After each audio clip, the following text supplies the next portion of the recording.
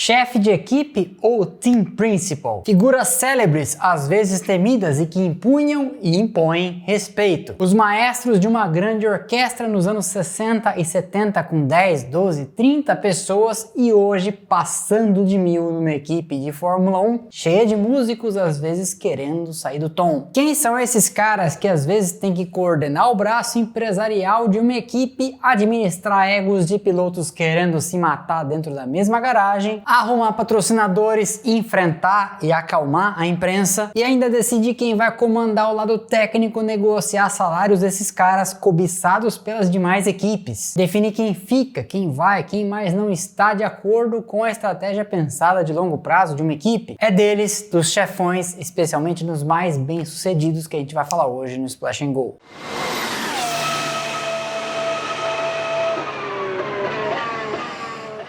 Mas antes, esse vídeo é patrocinado pelo Surfshark, nosso parceiro e melhor serviço de VPN para você navegar com segurança pela internet. Não sabe o que é VPN? Não tem problema, eu explico. É a sigla em inglês para Virtual Private Network, uma rede privada de dados para suas informações trafegarem pela internet com segurança. Porque toda vez que você acessa um site, vê um vídeo no YouTube como esse aqui que você está vendo, preenche senhas, faz buscas, você está trafegando informação. E às vezes, por aí, há anzóis maliciosos para te fisgar. Além disso, o Surfshark te dá ferramentas para mudar sua geolocalização. Então, às vezes, você usa isso para assistir o catálogo da Netflix na Tailândia, no Congo, aonde você achar que deve, para ver aquela série que não está passando no Brasil. E o Surfshark é fácil de instalar e de usar. Funciona no desktop, no notebook, no celular e até no videogame. Eu não tenho videogame, mas pretendo voltar a ter em breve. E se depois de tudo isso você ainda não estiver convencido das vantagens, eu te dou mais uma, quebrando uma para você que sempre quebra uma para mim. Indo pelo meu link que tá aqui embaixo na descrição e usando o cupom SPLASH,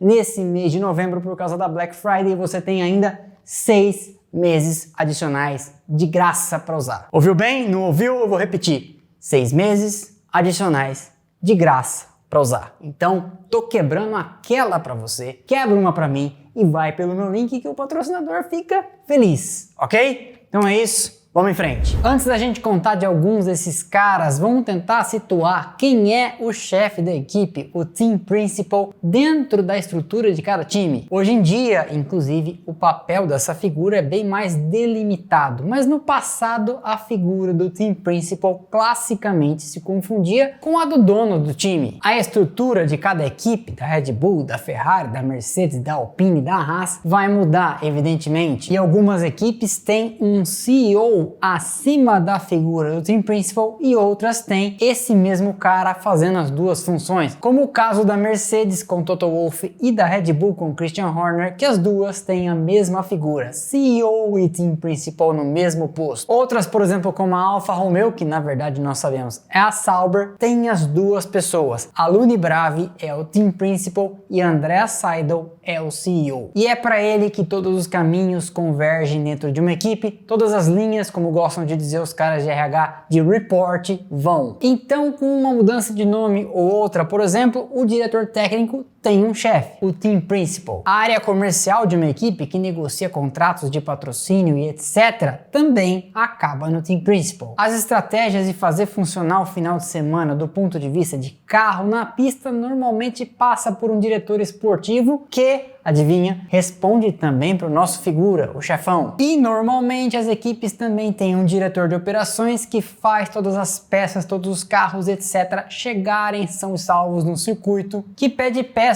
direto para a fábrica quando eles estão emendando semanas seguidas de grandes prêmios longe da base e etc e tal. Como eu falei, isso pode mudar de equipe para equipe, mas o importante é você entender todas essas linhas acabam então no chefe. E não há um currículo específico, nem um caminho para se trilhar para chegar a team principal. Eu te dou vários exemplos e você vai perceber cada um dos mais famosos veio de um lugar diferente. Ross Brown, por exemplo, virou team principal da equipe, que levou seu nome a partir de 2009 e depois continuou na função em 2010, 11 e 12 na Mercedes, depois de ter sido diretor técnico várias vezes na Honda, na Ferrari e antes dela na Benetton. Mike Krack da Aston Martin teve passagem pelo lado de engenharia da BMW Sauber antes de acabar na Aston Martin como chefe. Toto Wolff teve passagem pelas pistas, assim como Christian Horner. Mattia Binotto, que até um ano atrás mandava na Ferrari, foi diretor técnico, passou para Team Principal e continuou ocupando o posto de diretor técnico lá na Ferrari. Coisas da Ferrari. E na mesma Ferrari, em 1991,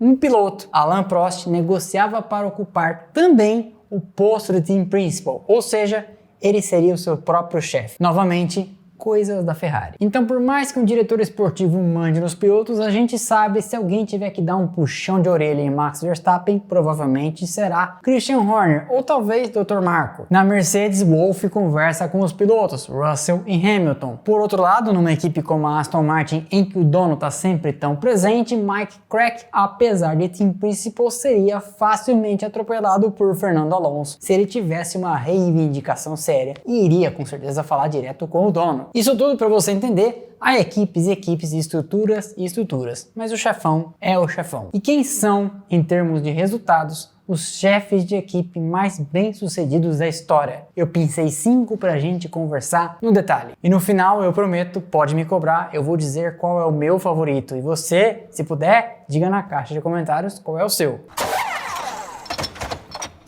Christian Edward Johnston Horner nasceu em 1973 e é um ex-piloto que chegou até a Fórmula 3000 numa carreira razoavelmente bem sucedida. E coube a outro piloto, Juan Pablo Montoya, fazer Horner resolver mudar para o lado de lá do balcão. Ele conta que em 1997-98 foi para a pista fazer um teste e viu Montoya passando por ele na pista e pensou: isso aí eu não consigo fazer. Em 99, ele funda a Arden Motorsport, uma equipe que correria na Fórmula 3000. Para isso, ele compra um trailer de segunda mão de um austríaco chamado Helmut Marko, que viria no futuro a ser o homem de confiança de Dietrich Mateschitz, o homem que internacionalizou a Red Bull, que foi criado na Tailândia. E quando a Red Bull decide comprar uma equipe na Fórmula 1, a Jaguar, Marko lembra daquele chefe de equipe na Fórmula 3000, procura pelo cara e fala: você quer trabalhar comigo nesse novo projeto? Em janeiro de 2005, aos 32 anos, Horner é então nomeado para o cargo de Team Principal da nascente equipe Red Bull. E na época era e deve ser até hoje o cara mais jovem a ocupar o posto. E a primeira grande missão de Horner foi trazer David Coulthard para a equipe, que seria depois instrumental em convencer Adrian Newey, com quem ele tinha trabalhado na McLaren, para o projeto. O time foi crescendo, se estruturando e com muito investimento da fabricante de energéticos, vai preparando-se para a grande mudança no regulamento que viria em 2009. E Newey pensou então: vamos dar o pulo do gato.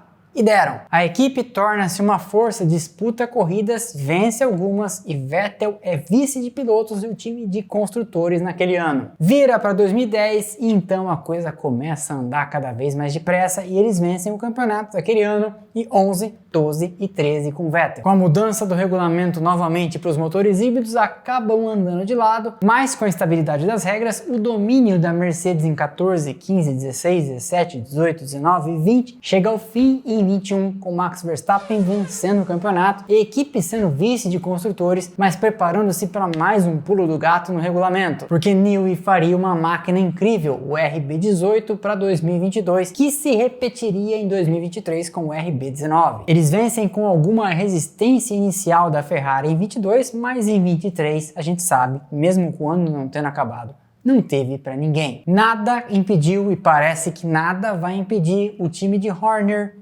Newey, Verstappen e Rasputin, quer dizer, Marko, de vencer com autoridade em 22, destroçar a concorrência em 23 e já estar muito provavelmente encomendando o próximo massacre para 24. Horner tem até o momento 6 campeonatos de construtores, 10, 11, 12, 13, 22 e 23 e 7 de pilotos, 4 com Vettel, 3 com Verstappen.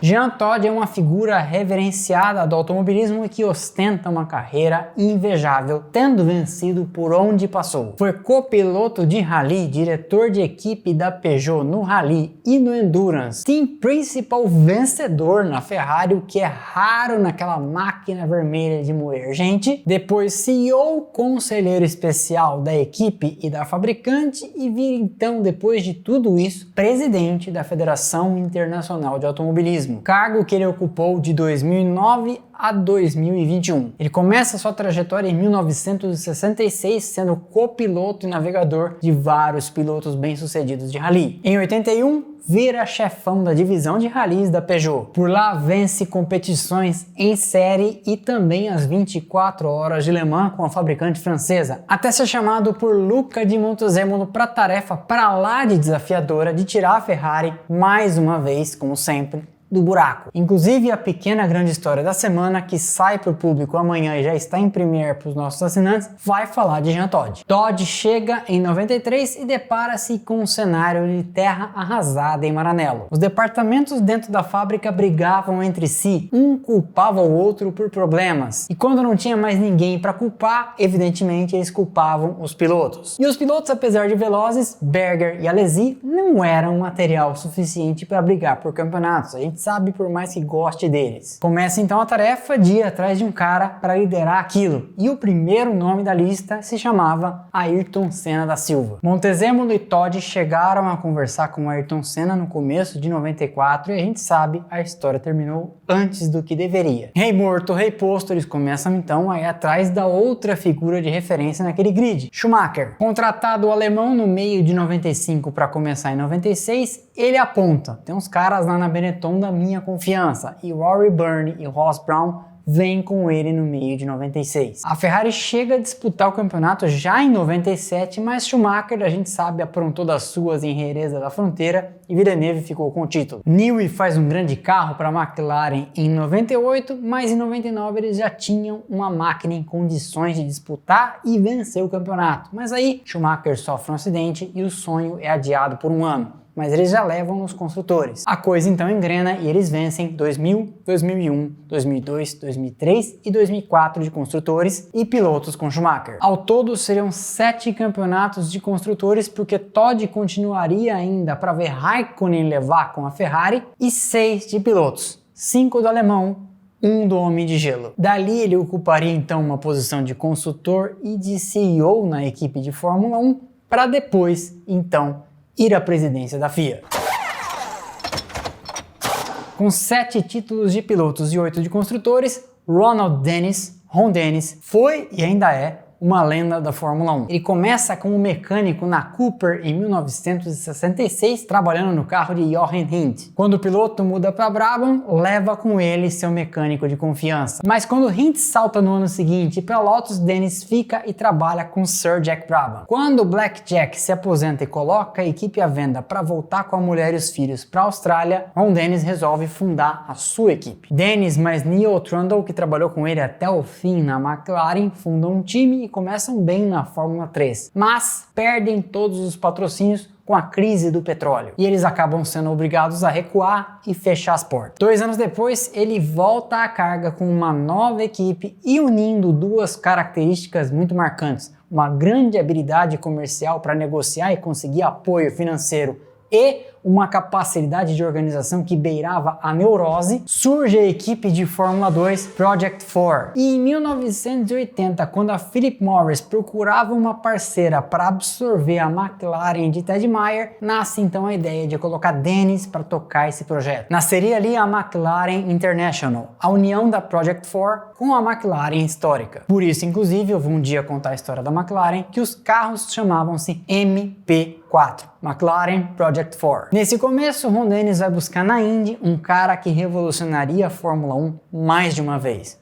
John Barnard. Barnard criaria o primeiro chassi de fibra de carbono da Fórmula 1 e Dennis rapidamente perceberia que, sendo equipe cliente, ele nunca ia ganhar nada. Ele vai ao Oriente Médio, consegue financiamento com o saudita Mansour Ojeh, que traz a TAG, tecnologia avant-garde, que busca então a Porsche para fazer um motor e ter a equipe de Dennis como equipe de fábrica. Tendo à disposição uma dupla de pilotos, Niki Lauda e Alain Prost, eles vencem 84 com Lauda, 85 e 86 com Prost. Eles perdem 87 para Williams Honda, mas roubam a Honda e trazem Ayrton Senna da Lotus. E aí vencem 88 com Senna, 89 com Prost, 90 com Senna e 91 também com o brasileiro. As coisas dão uma desandada e Dennis percebe que precisa reformular seu departamento técnico. E quem ele pega? Newey, da Williams. E eles faturam de pilotos 98 e 99 e de construtores em 98. Dali pra frente a trajetória teria a Ferrari de Rory Byrne, Ross Brown, Schumacher e Jean Todt, de que falamos no tópico anterior, vencendo tudo. Mas Dennis ainda estaria lá quando Lewis Hamilton fatura o campeonato de 2008 de pilotos. Mas justamente naquela época sua reputação ficou bastante manchada pelo escândalo da espionagem e fez inclusive com que eles perdessem a Mercedes como sócia. Por isso ele se afasta da função de Team Principal, colocando no posto Martin Whitmarsh, que hoje é CEO da Aston Martin, chefe portanto de Mike Krack, voltando ao posto do Team Principal entre 2014 e 2016, época de 15 em diante em que Fernando Alonso e os motores Honda tiveram dentro da mesma garagem que Ron Dennis. E aí você sabe, foram 3 anos da mais pura destruição e vexame. Quando Alonso e a Honda vão embora, Dennis decide se afastar, vai gradualmente vendendo suas ações e hoje não tem, tirando a história, mais nenhuma ligação com a equipe. Ao longo da história foram 8 campeonatos de pilotos, 3 com Prost, 3 com Senna, 1 com Lauda, 1 com Hamilton e 7 de construtores, 84, 85, 88, 89, 90, 91 e 98. Torger Christian Toto Wolff veio do mercado financeiro, mas antes teve uma passagem como piloto e inclusive já vestiu o macacão com as cores da Red Bull. Sua jornada começa no campeonato austríaco e depois alemão de Fórmula Ford. Ele demonstra habilidade, mas talvez não o suficiente, deixa as pistas e vai trabalhar no mercado financeiro, onde ganha uma grana e resolve então tomar o rumo da Fórmula 1 de volta às pistas, mas dessa vez como chefe. E ele começa comprando ações da Williams em 2012. Fica lá até o começo de 2013, quando é convidado por Niki Lauda para a tarefa de dar polimento a uma estrutura vencedora que já vinha sendo construída por uma dupla que já tinha feito muita coisa na Fórmula 1, Ross Brown e Michael Schumacher. Lauda cuidaria do lado esportivo, inclusive administrando os pilotos, e Wolff seria o executivo, administrando a parte comercial, gerenciando uma estrutura de quase 1000 pessoas, negociando patrocínios e acalmando os ânimos da Mercedes fabricante, lá em Stuttgart. Quando muda o regulamento da Fórmula 1 para 2014, começa uma marcha de sucesso. E eles vencem 2014, 15,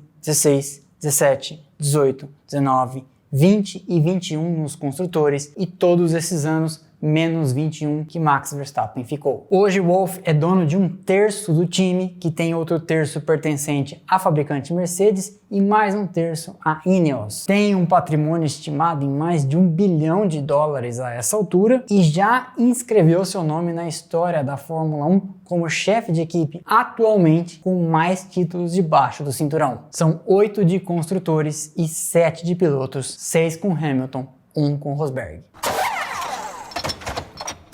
Francis Owen Garbutt Williams. Sir Frank começou como piloto e rapidamente percebeu que aquilo não era para ele. Decide então ser dono de equipe, mas ele não era rico. Funda a Frank Williams Racing Cars em 1966 e passa no começo muito perrengue, a ponto de administrar a equipe de um orelhão na frente da fábrica porque teve o telefone cortado por falta de pagamento. Ele chega à Fórmula 1 e um dos seus primeiros pilotos foi inclusive o brasileiro José Carlos Patti. Ele sofre bastante para obter resultados como equipe e cliente e resolve então fabricar seu próprio carro. Mas isso custava uma baita de uma grana e ele não tinha a estrutura necessária e acaba tendo que quase fechar as portas em 76 e recebe dinheiro então do magnata canadense do petróleo, Walter Wolff, e com isso perde o controle da equipe. Ele sai levando com ele um tal de Patrick Head. Eles decidem alugar um galpão de estoque de carpetes em Didcot e fundar uma nova equipe. Nascia a Williams Grand Prix Racing e Patrick Head seria sócio. Ele vai ao Oriente antes de Ron Dennis buscar investimento e alguns deles seriam polêmicos. E um deles, antes de investir na McLaren, Mansour Ojeh, tinha passado também pela Williams com a mesma tag. Menos de 2 anos depois do recomeço, eles vencem a primeira corrida com Clay Regazzoni na Inglaterra a bordo do FW07. A Williams ficou de 1980 até mais ou menos 2004 constantemente figurando entre as 3 que por toda a história da Fórmula 1 venciam corridas. Ao longo dos anos 80 e 90, com uma outra vitória nos anos 2000 e uma vitória de Pastor Maldonado em 2012, eles somaram 114 triunfos, 7 campeonatos de pilotos e 9 de construtores. E nem mesmo o grave acidente que deixou Frank Williams paraplégico em 1986, voltando de um teste em Paul Ricard com um carro alugado, foi suficiente para afastá-lo das pistas. Sir Frank morreu em 2021, pouco depois de ter vendido o controle da Williams para o fundo de investimento americano Dorilton Capital.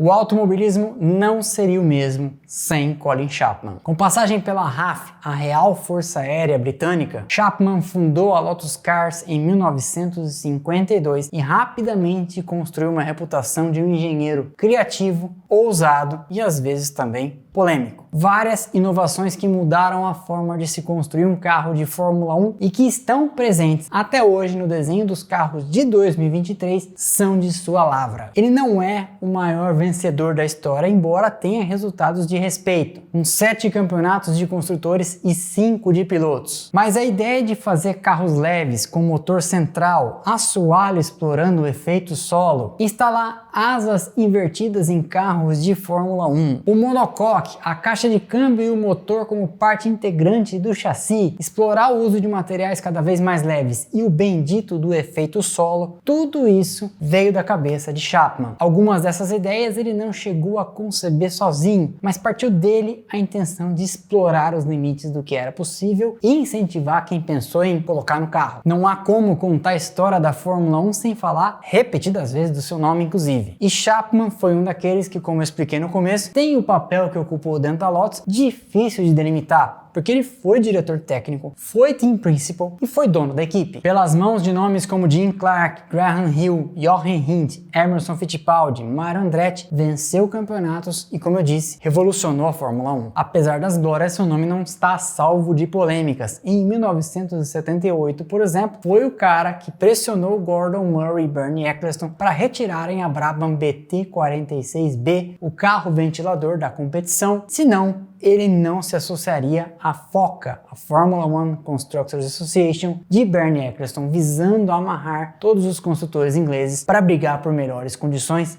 financeiras. Justo ele, um cara tão inventivo que era contra uma invenção dos outros. Sua reputação também ficou manchada no fim da vida e depois do suposto fim da vida, você já vai entender, pelo escândalo envolvendo a fábrica de carros esportivos DeLorean, aquele do De Volta para o Futuro, que envolveu fundos do governo britânico num escândalo de corrupção. Seu parceiro na empreitada, John DeLorean, foi acusado de tráfico de drogas e uma auditoria nas contas da Lotus mostrava que eles tinham recebido dinheiro por meio de empresas meio obscuras com sede no Panamá. E no meio desses escândalos e dívidas, paira a teoria conspiratória de que ele teria se pirulitado,